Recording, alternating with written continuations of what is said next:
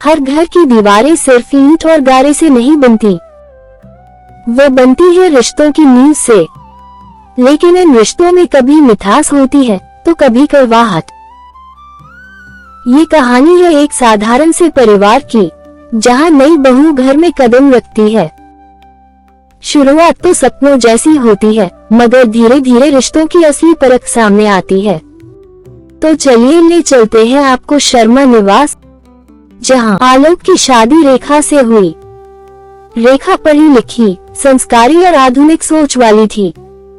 उसने हमेशा सपने देखे थे कि शादी के बाद सास उसे बेटी की तरह मानेगी। आज से मेरी जिंदगी का नया सफर शुरू हो रहा है। बस भगवान ये दुआ पूरी करे कि मैं सबका दिल जीत पाऊं। माँ जी मुझे अपनी बेटी की तरह माने।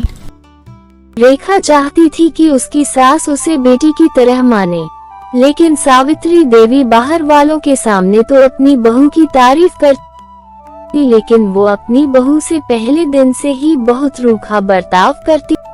उसका मानना था कि अगर उसने बहू से प्यार से बात की तो वो उसकी सत्ता उससे छीन लेगी। रेखा की शादी के बाद पहली बार पड़ोसने घर आई थी सावित्री देवी अपनी बहू रेखा की तारीफ करते हुए कहती है, देखो देखो कैसी प्यारी बहू आई है हमारे घर में। अब तो घर सच में रोशन हो जाएगा। शादी के शुरुआती दिन हंसी खुशी में बीत गए। रेखा सबका ख्याल रखती और घर के कामों में बढ़ चढ़कर हिस्सा लेती। लेकिन धीरे धीरे जब उसने अपने विचार रखने शुरू किए, तब असली कहानी ने करवट ली। माँ जी, आज मैं आलू गोभी थोड़े नए तरीके से बनाऊं क्या? शहर में रहते हुए मैंने एक खास रेसिपी सीखी थी। नई रेसिपी की क्या जरूरत है? सालों से जो तरीका चल रहा है वही सबसे अच्छा है। हमारे घर में नए नवेले प्रयोगों की जगह नहीं है। मैं तो बस चाहती थी कि सबको अच्छा लगे।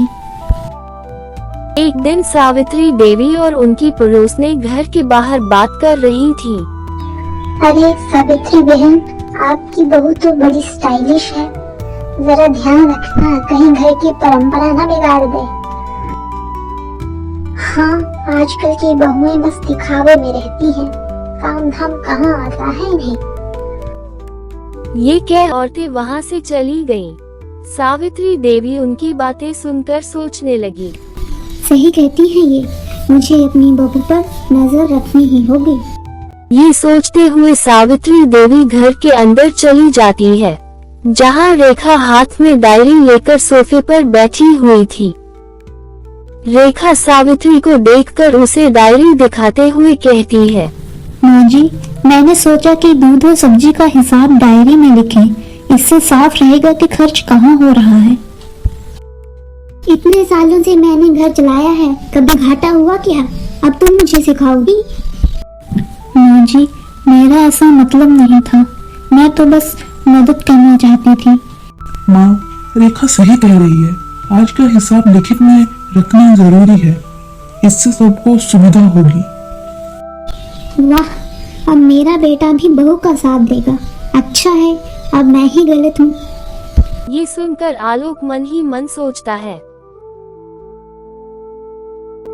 मैं माँ को भी खो नहीं सकता और पत्नी को भी आहत नहीं कर सकता, और दोनों एक दूसरे की बात क्यों नहीं समझ पा रही हैं। घर की हंसी अब खामोशी में बदलने लगी थी।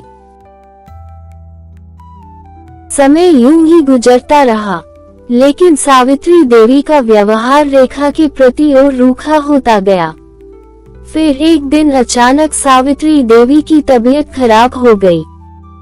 डॉक्टर ने कहा इनका ख्याल रखना जरूरी है। रेखा ने घबराते हुए कहा, माँ जी, आप चिंता मत कीजिए, मैं सब संभाल लूंगी। रेखा रात भर अपनी सास के कमरे में बैठकर उनकी सेवा करती है और रेखा की वही आंख लग जाती है। जब सुबह सावित्री देवी उठकर अपने बिस्तर पर बैठती है तो वह देखती है कि उसकी बहू वही बिस्तर के पास सो रही है। ये देखकर सावित्री देवी को पछतावा होता है कि उसने अपनी बहू के साथ इतना रूखा व्यवहार किया, परंतु फिर भी उनकी बहू ने उनकी इतनी सेवा की। ये बहू पूरी रात मेरे पास बैठी है। क्या सच में ये मुझे अपनी माँ मानती है? सुबह होती है, सभी उठते हैं। सावित्री प्यार से अपनी बहू से कहती है, रेखा, आज तुम सब्जी बनाओ, तुम्हारी रेसिपी चखनी है मुझे। ये सुनकर बहू खुश होकर बोलती है, जी माँ जी, आज मैं कुछ खास बनाऊंगी। रेखा जल्दी जल्दी रसोई में जाती है और गुजिया बनाती है। माँ जी, मैंने गुजिया बना ली है, मोहल्ले की औरतों को भी बुलाया है, सब मिलकर होली मनाएंगे। वाह बहू, तुमने तो पूरा घर रंगों से भर दिया। अब मुझे गर्व है कि तुम मेरी बहू हो। अरे सावित्री बहन, आपकी बहू तो सबकी जान बन गई है। इतनी समझदार बहू हर किसी को कहाँ मिलती है। सावित्री बहन, आप सच में बहुत किस्मत वाली हैं। आपकी बहू तो आपकी सगी बेटी जैसी है। हाँ, मेरी बहू मेरी बेटी है। भगवान करे हर घर को ऐसी बहू मिले और आप हमेशा मेरी माँ होगी माँ जी। यही तो मेरा सपना था, माँ और पत्नी एक दूसरे की ताकत बने। रिश्ते जीतने से नहीं निभाने से बनते हैं। जब सास बहू को बेटी मान ले और बहू सास का सम्मान करे तो घर स्वर्ग बन जाता है।